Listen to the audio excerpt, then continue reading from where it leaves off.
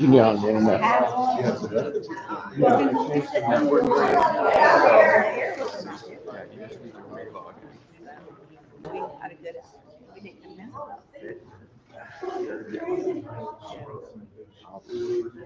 I'll type it there just so I don't say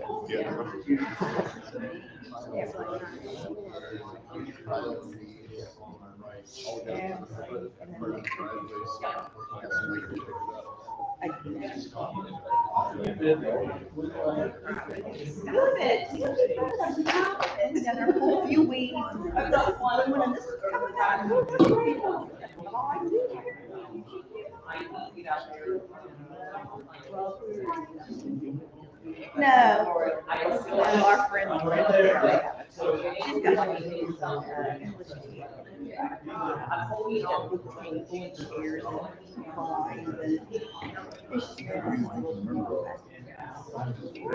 You want this? I was showing the plans. I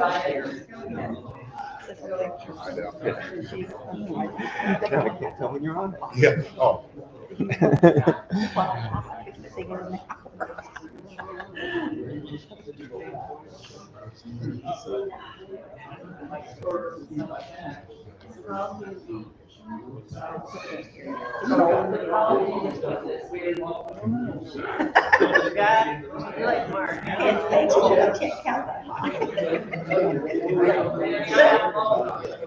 How long have you been married? Okay, it's been driver time to begin, so we're gonna get started.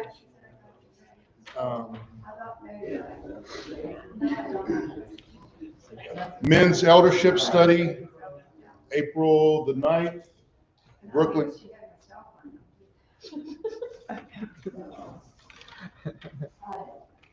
Men's eldership study, April 9th. Ben will go over that as well. Ministry team leaders.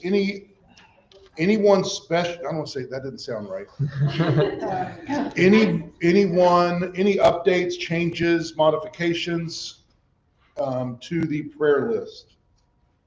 Brother's got 6 weeks or 6 months of medicine to do for the E. coli. They cannot still figure out why he got it. Nobody else in the family got it except for the dog. The dog got the diarrhea, but he doesn't have the E. coli. So they still have not figured it out. He's got 6 months of waiting. Okay. They cannot take him off the meds. So was there something just he and the dog ate? Well, they said that neither one of them can give it to each other. The dog does not eat off the He's on table. Yeah, so, and his wife's never gotten it, the family's never gotten it. Huh. They even had the experts come into the house and check it all over, and they're like, we can't figure it out. Wow. Paul, Yes. Cassie Schwanke. Yes. I talked to her. They were going to be here today. She's really sick all night last night. Okay. And Clint's back's out, so they won't be here. Okay. Text me. Oh.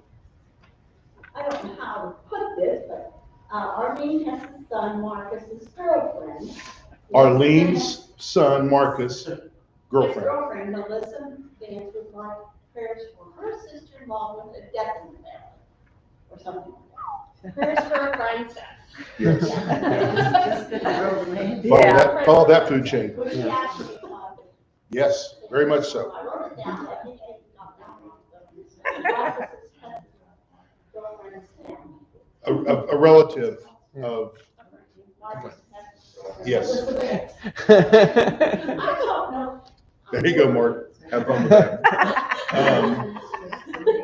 Who else? My family they're leaving probably at, I don't know, 1 or so, flying in. I picked them up at 6 tonight. They've been in New Mexico, having a good old time all week with our middle daughter, Jacqueline. The reason that they went down and they scheduled was because she had her sonogram. Is that right? Sonogram? Baby sonogram? On Monday.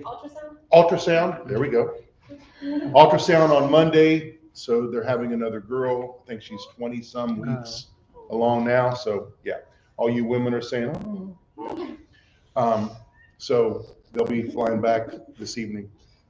Your daughter overseas. Yep. She's in better spirits because they're putting her on day shift. And she got to fly. That Gotcha. makes her happy. Yes, good. Anyone else? Browns are traveling. Okay. From Dayton. Dance competition. All right, Mark's going to have our prayer, and then we'll get started for the day. Father in heaven, we're thankful that we're come together and that we can approach you through your Son. And we're thankful we can be here today to learn about your word. And there's a lot of people in our sick list, people who are traveling, people who have had deaths in the family. And we ask that you be with each of them and that you help them to return home, help people to, those who are mentioned, help them to get well. And we ask that you be with the doctors who administer to them, and be with all those who are away from home, be with the military who are serving our country, protecting freedoms throughout the world. And ask that you be with our government leaders, help them to make good moral decisions in accordance with your will. And we're thankful again, Lord, that we can be here together. In Christ's name that we pray, amen. Amen. Did anyone watch the any of the NCAA Final Four games last night? Raise your hand. 1, 2, 3, 4, 5. The rest of you, front row after the lesson. So I want to start off the lesson by this. When you're dealing with athletics, there are certain things that it doesn't matter what you teach. In other words, I'm going to use basketball terminology here. In other words, you can do man-to-man defense and be successful. You can do zone defense and be successful. You can do a hybrid of both of those and be successful. You can do different things and still be successful. However, there are certain things that every team has to do. So in basketball terms, you have to rebound. That's a give. You have to play good defense, whatever type it is. You have to blank, and you have to this, and you have to that. There are a lot of openness in the church today as to it doesn't matter. It doesn't matter what you do. Just to see if you're following along and I'm saying this correctly, can you give me an example of an it doesn't matter when it comes to church doings, things that we do in the church? You're talking about things that are actually okay? Yes. Like in church? Yes. Okay. So what are some things that we do that are okay to do that is a it doesn't matter? Whenever we take the Lord's Supper. Yes, the schedule for which we take the Lord's Supper. It doesn't matter when we do it, but what's the absolute? Yeah. We need to do it. Yeah. It is commanded for us to do it. What's another one? How many songs you sing? Yes. You do 20. We got 6 on the board. I do 5. Steve does 7. 7 the other day, by the way. 7. Twice. 7 the other day. It doesn't matter. Length of the sermon. Length of the sermon. Where you put the yeah, that should be an absolute, but it's not. Jack. Fellowship dinners. What You know, time we meet on Sunday? What time Is it we all in the meet. afternoon? And our fellowship committee, we're discussing that, and we're going to have some, Whether you own a building or not. whether you own the building or not, whether you have a building or not. How many of you here have Rabbit Trail? How many of you here have been to services not in a quote unquote church building? Mike, where? School in Worcester. Okay. Mhm. Where? That's cool. Okay, how many of you been not in a school and had services? Honduras, Where? Honduras. Honduras, okay? Yeah, I've been there in Tella. We had it Yes, outside. University is still a school. What? It was a college university. Yes. I was gonna say, does the park count that we meet in Park? the summer? There's one right there. We meet in the park. Under a house. Under a house? I was in Guyana on a mission trip, and their houses are up on stilts. Yeah. because of flooding. Ah, Underneath the house. Yeah. We met for about 3 weeks whenever my family, we lived in Jacksonville and Orange Park area.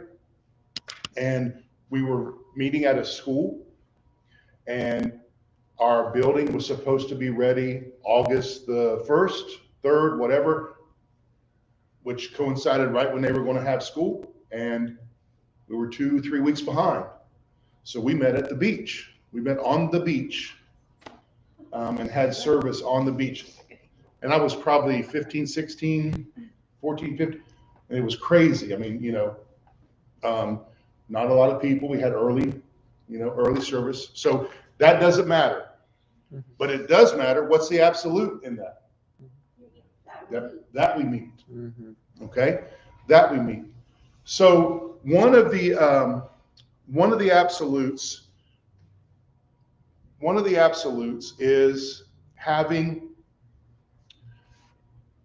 love for our brothers and sisters. That's an absolute. We've talked and we've spent a couple weeks talking about the love we should have and how we should honor one another, and we should place others where? Love ourselves. Above ourselves and before ourselves. I want to sidebar this a little bit. I want to thank you guys so far, and we'll test that more today, for communicating, for having discussion. Doug is a much, much better teacher than I am when it comes to scripture. We're going through the book. I'm not good at that. Mine is throwing a topic, let's search on that topic and have some discussion and go. So everybody brings something different to the table. And when we talk about the love that we should have for each other, one of the areas, the next area that I have, is restoration. And talking about when somebody in the church does something wrong, whether that's does something wrong that you are aware of, does something wrong that's made public, and that's the direction in which we're going to go. When it comes to leaders and leadership, not talking about elders, and really don't have to be talking about in the church right now. When it comes to leaders, there are basically 3 types of leaders. The first type is reflective, the second type is reflexive, and the third type is a combination of those 2 things. Reflective, can anyone tell me what type of what a reflective leader is? Reflective leader. Imagine someone who takes a lot of time to think things. Yes. So that person is going to reflect. So Ben is going to come and he's going to say, hey, Paul, we're looking to change the color in that room number 4. We're going to change the color in room number 4. What do you think we should change that color to? I don't know. Let me get back with you. I think on that, and I think over here, and I get online and I research all the different colors. And next week, I'm looking at the different types of rollers that I want to use, and do I want to do this or that? And then the week after, I'm going to look, okay, well, this is the best pole that Lowe's has for us to do this, and these are the drop cloths that I want to do. And the next week, I say, okay, well, I want to get these. That's reflective. The next type of leader is reflexive. And what's a reflexive leader? Doug, what's a reflexive leader? Blue. Blue. Blue. We're going with blue. Check with others to see what they feel. Yeah, that's the reflective person does that. The reflexive person says, Ben, hey, Ben says, hey, well, I want to paint that blue. Okay, let's do it blue. I'll be here this afternoon. We'll get it done. We'll have it done tonight. I didn't ask or didn't do. We made a decision. Oh, that decision's wrong. Okay, well, let's do another one. Let's come up with another decision. And here we go again. So that middle ground is the person that takes both of those and puts it together. There's times when a decision needs to be made now, and then there's times where we need to, gather some information, think about things, talk some things through, and come up with an answer. What type of person leader do you think I am? I'm very reflexive, and it's not good because I'm way over here and I need to be more here.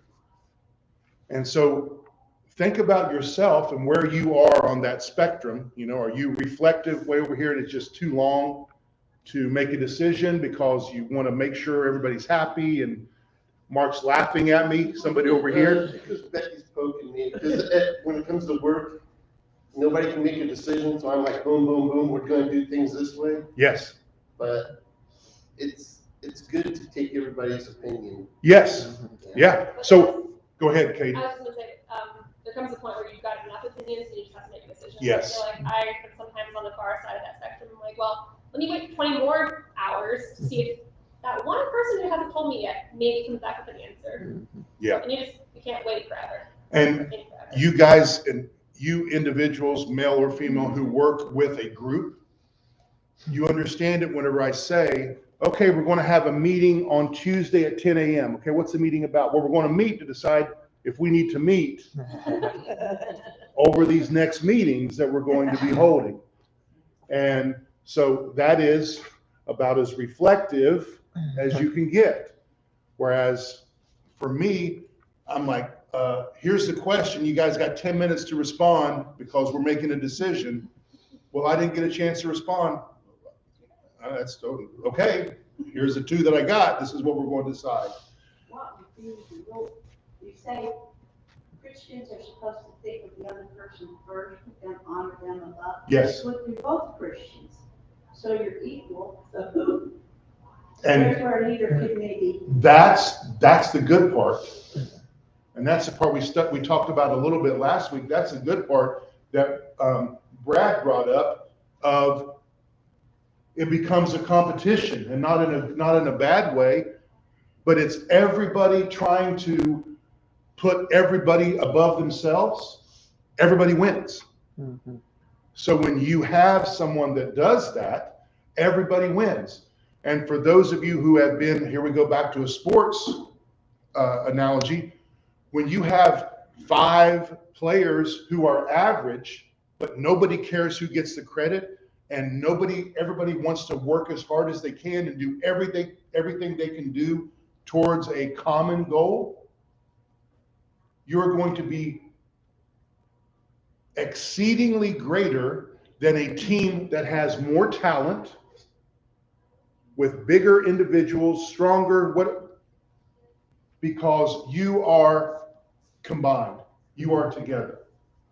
And when a congregation such as ours, including myself, when we learn that, and we learn that we can sacrifice, I don't do that. I'll be honest, I don't do that.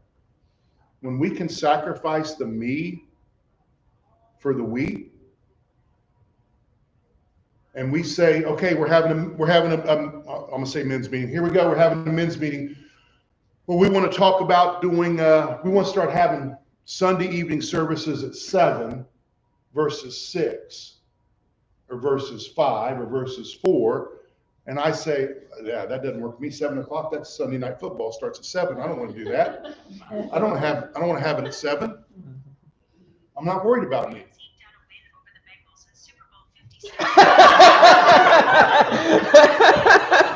Trained that watch real good, didn't I? Yeah, that's. One of the best classes I ever had in my 30 years was a class, the average, but they all work together and cooperate with each other.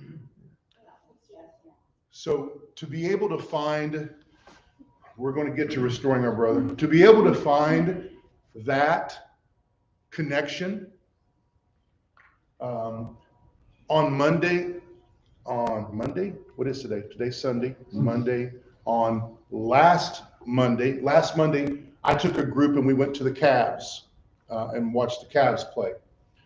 It was my sports finance class, and we also took about 12 to 15 individuals who are some of my higher end sponsors, and I paid for their tickets and we went. Well, we did some activities because it's an hour and 45-minute drive to try to do things.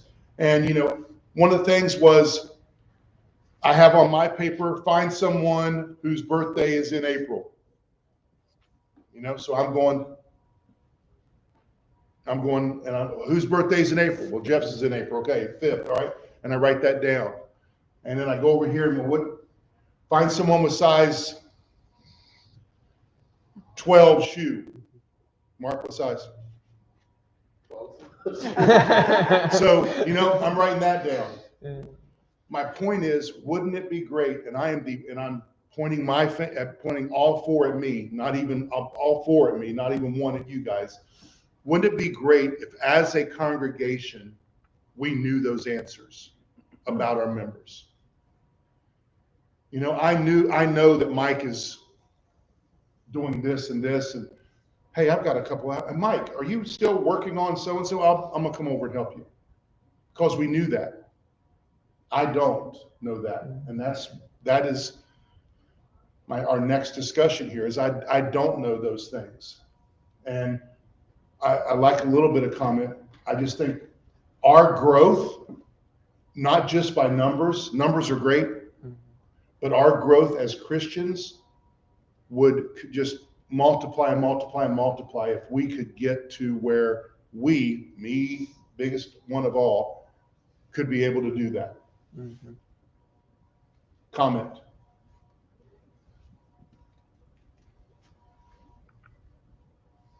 Don't make me do like I do in class and call on you, and then you're like, comment. Sometimes that individual may not want to share with you. They maybe don't trust enough yet. Mm-hmm. And they can only share some things with you. Would you say that? Great point. I want to get to comment. Then I want to go back to your point. So somebody else, give me a comment. Well, I was kind of thinking along the lines of Nancy is, there are those different personalities, and there are some people, for instance, who, they're in the hospital and, they want you to send out a phone call, let everyone know right away, that they want people to know. They would be happy with visits and phone calls. And there are other people who, they'll hardly tell you. And a week later, they're like, oh yeah, I was in the hospital for 3 days. And, yes. And you go, what?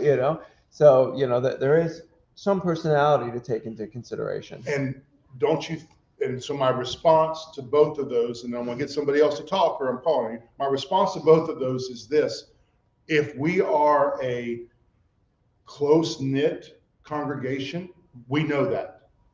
We know that that person doesn't want people to know. And you may not know. So you're not going to get upset when that person says, oh, hey, missed you last Sunday. Oh yeah, I was in the hospital for 3 days. Oh, okay. Well, that's how that person likes it. Hey, I just found out so-and-so's in the hospital. We should get a group and go do meals and go do a meal. No, that person doesn't like that. Doesn't like having meals brought to the house, but they do like this, a flower, a plant, I don't know, whatever. Being different is what makes us stronger. Mm-hmm. I think being different, knowing that I can teach a lesson like this, Doug teaches a lesson like he does, Steve teaches a lesson like he does, Ben, Brett, everybody teaches differently, and we are able to go and say, wait, man, because guess what? My style of teaching is not everybody's cup of tea. And that's okay. You only got to put up with me for 2 more months, and then you get somebody else. But would we agree that a lot of meat eaters concerning the word is here in class. Mhm. You know, the meat eaters are most part the ones that are here wanting to better themselves, wanting to learn, wanting to get stronger as individuals and as a group. Still not on restoring my brother. Going back to everybody has their differences. Everybody also has that albatross, which is different. Everybody also has that sin that, I don't even want to call it a sin, that attribute that is lacking, and it's different for everyone. And the older that I get, the more that I recognize that. So in other words, Mike, I'm going to call him Mike. Mike is an alcoholic. Okay? Mike's an alcoholic. Mike has been an alcoholic for 27 years. Mike, how old are you?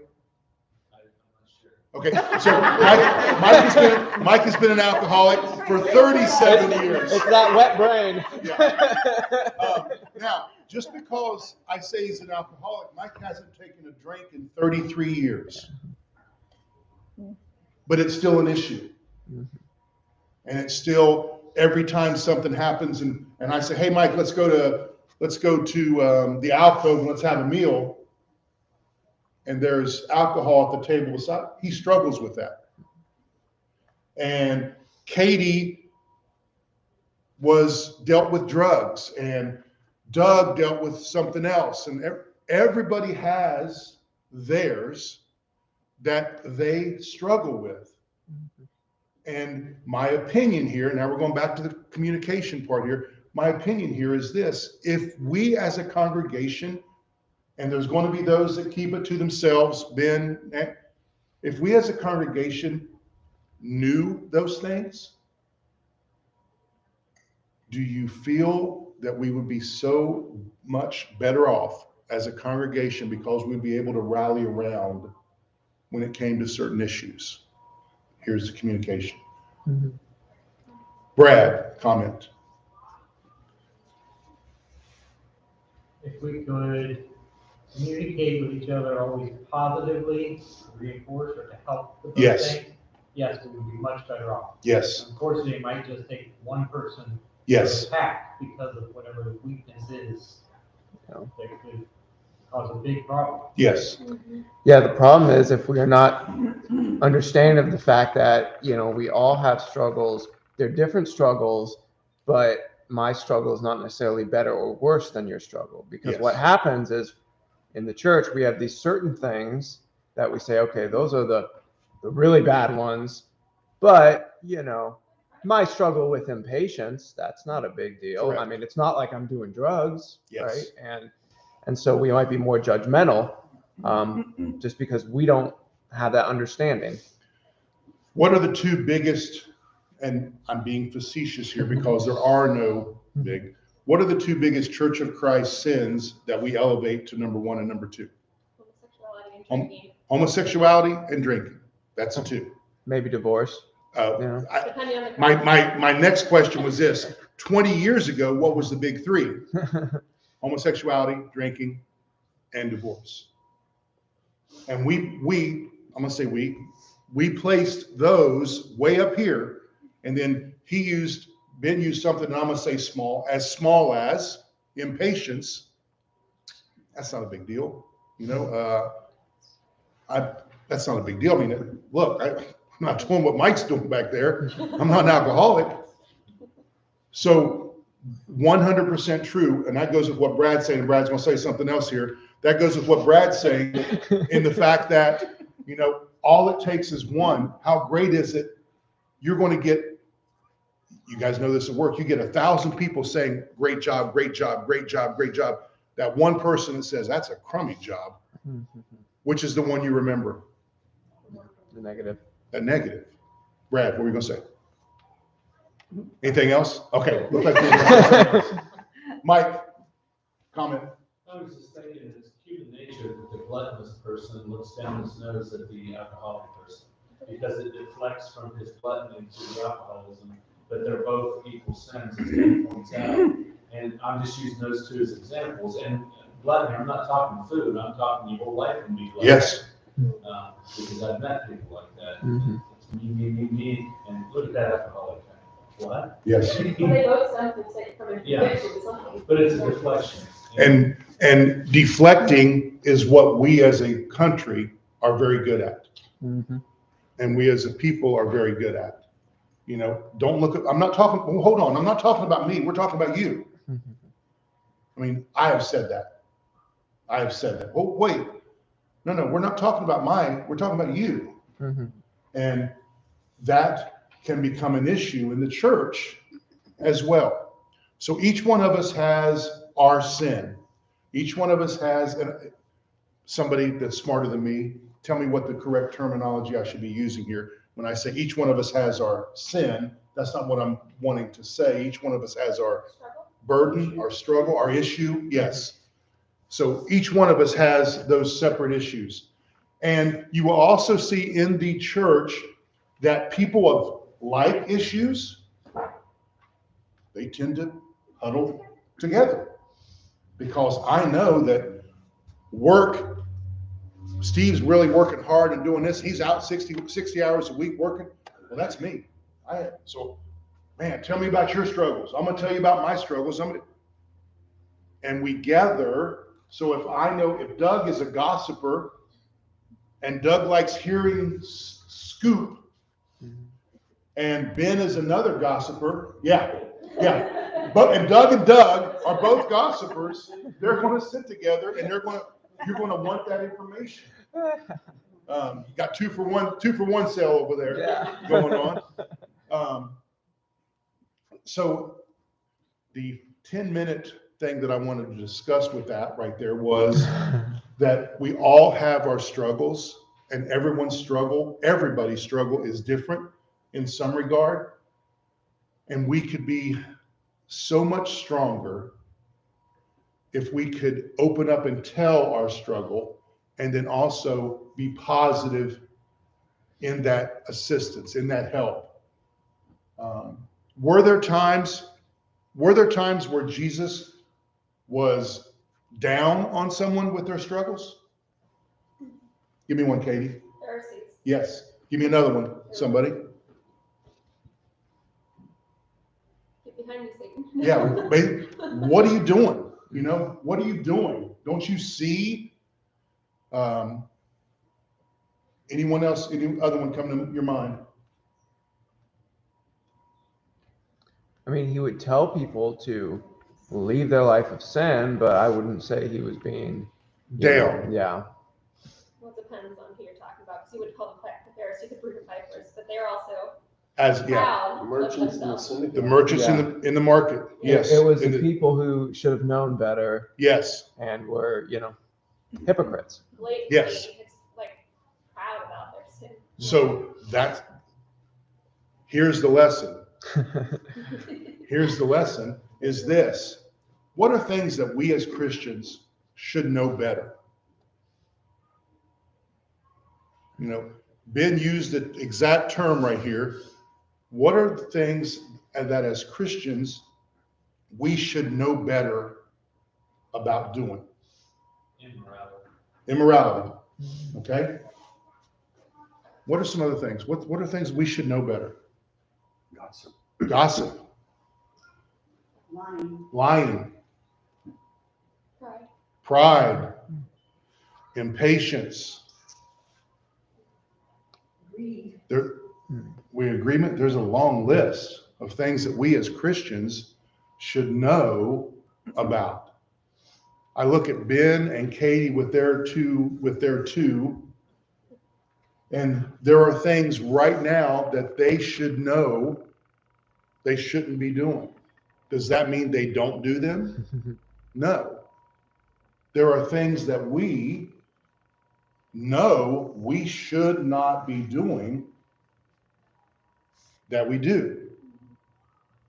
The issue is, what do we do when somebody does those things, and how do we get them back to the fold? And how do we go with a good conscience and say, Mike, I saw you at the pub as I'm driving by, and I want to confront you about that because you were staggering a little bit as you were walking out. And to be honest, this morning I can smell it on your breath. What do? You start out gently, then you up it a little bit, then you may have to take somebody with you And that's for support. that's the area that we're going to get into. And this is for me, this is a hard area for me. And so this is one that I need help on. I have done that. I'll be honest, I have been that person on this side, and I've been that person on this side. You're gonna have people like alcoholism is a constant struggle. They're always gonna be, well, maybe not, but they're gonna be falling down and needing help back up. And I agree with you, but I think that we put, just like we put alcoholism as a 1 and 2, I think we also put alcoholism as a 1 and 2 when it comes to what she just said.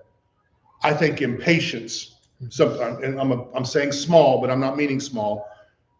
Something just as little as impatience has the same effect, that you struggle with it. So if mine is my temper, and I can only take so much, and I've had it.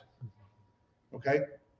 And Mark comes to me, Marcus, sorry, I forgot you. Mark comes to me and hey, you blew your cool a little bit there, and you said this and this, and yeah, I'm sorry, I didn't mean to do that. Well, just because I say I'm sorry, does that mean that I'm not ever going to do it again? No. Okay, Doug, Mark. I guess if I go to you and say, okay, you kind of blew your cool, I gotta be a people person. That's not me. And that's not you.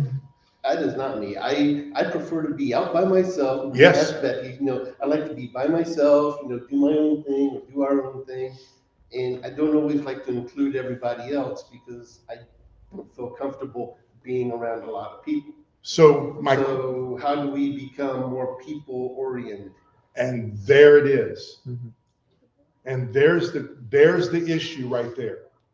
Because that, to me, opinion, is a comfort zone issue. That's a comfort zone issue. What is something that you are uncomfortable doing in the church? Making phone calls, mm-hmm. Knocking on doors, dealing with controversy. I can't handle that. I don't want to mess with that. There are men, I'm not going to say here, but there are men in congregations who do not show up, and it's a 10:30 service, who do not show up until 10:35. Why?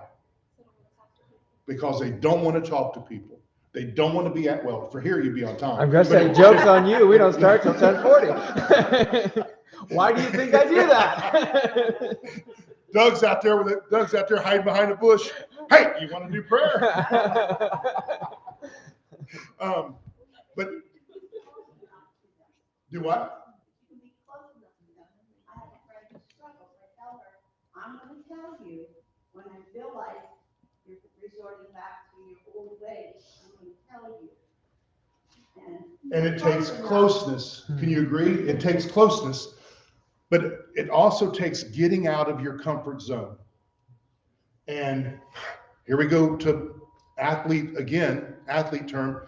You will never get better if you do what you're comfortable doing. I'm going to say that again, and then Brad, you can input again. I'll pick on you again. You will never get better if you just do what you are comfortable doing. In weightlifting, in getting stronger, when you lift, your muscles do not just grow. Does anyone know what happens to those muscles while you lift? Yeah, they tear. They break down. Only if you're lifting more than what you're not comfortable doing, but in that comfort zone. So as you lift and as you do those, your muscles break down. But then what happens? They build back up, and they not only build back up, they build back up stronger, bigger, better. We have to do that. We have to allow ourselves to be broken down so that not just the Lord, not just myself, but you as my family allows me to grow back bigger and better.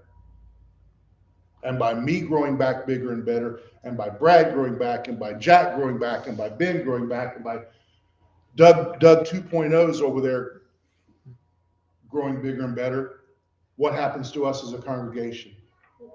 We all get bigger and better. And we all get stronger. And we're all able to take on one another's burdens. So I guess all that to say, Mark, my answer to you is we have to get out of our comfort zone. And even though, oh man, I'm not a people person very much, but you know what? They got this fellowship thing, and that's not normally me, but I'm going to stay. I'm going to stay because that's what we should be doing. I wonder if there's good food for Bob. Well, I wasn't going to say the food. I wasn't going to go there, but I was thinking that. I'll be honest. I was thinking that because that's what I was thinking. Comments, please. Comments.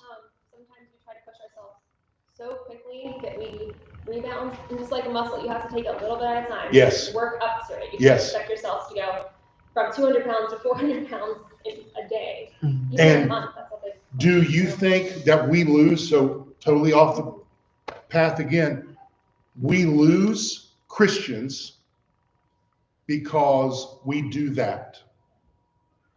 So in other words, if I'm going to start, tomorrow is Monday the 4th. Monday the 4th, I'm going to start working out and I'm going to run 4 miles today. I'm going to run 4 miles Monday, as Katie's trying to refrain from laughing out loud. I can't do that. All right. I'm walking 2 is what I'm doing right now. So I can't go and run 4. But if I go and run 4 and my energy, am I excited about doing it? Yes. Do I have a passion about doing it? Yes. I'm gonna start today. Today's a new day. And I go and I make it happen. Do what? Tuesday, you're dying. Yeah. And Tuesday you're dying. You're saying what? Forget that. Throw that out the window. I'm not doing that anymore. And I think sometimes as Christians, especially young Christians, here you are, this is what you can do, this, and we don't take those steps. We don't have those steps to where we can nurture. And I'm leaving you with a plug here. Ben is doing an excellent job on Saturday mornings, once a month, talking about not just eldership. I think that's a great book concerning leadership and being leaders. And it's not just going in and here it is, have at it. It's a gradual discussion and it's really good. So men, if you want to be a part of that and you're not, that's a really good thing to do. Mike. Just to support you in scripture, it kind of supports what Mark is feeling. Is Galatians 6 talks about restoring, which is your specific topic. Yeah. And in Mark's light, it says, be a little careful, do it gently, because you might get sucked into his sin. Yes. Because you get too involved. So we are cautious, and we do tend to kind of sit back and think, where do I want to jump in? Yes. And so let's go full circle. That's the reflective type of leadership, reflective. But what we don't want to do is be so cautious, be so slow, if now it's too late because he's so ingrained or they're so ingrained or they've done so much, it looks like we don't even care. Last comment of the day. Brooke, you got a comment? You hadn't spoke here. What? Hold on. What? Ben was talking about calls. Calls? And when I was in the hospital, I got a call from the church Yes. about Good. when I had my seizure. I got a call from the church. Anyone else? All right. Thank you, guys. We'll get to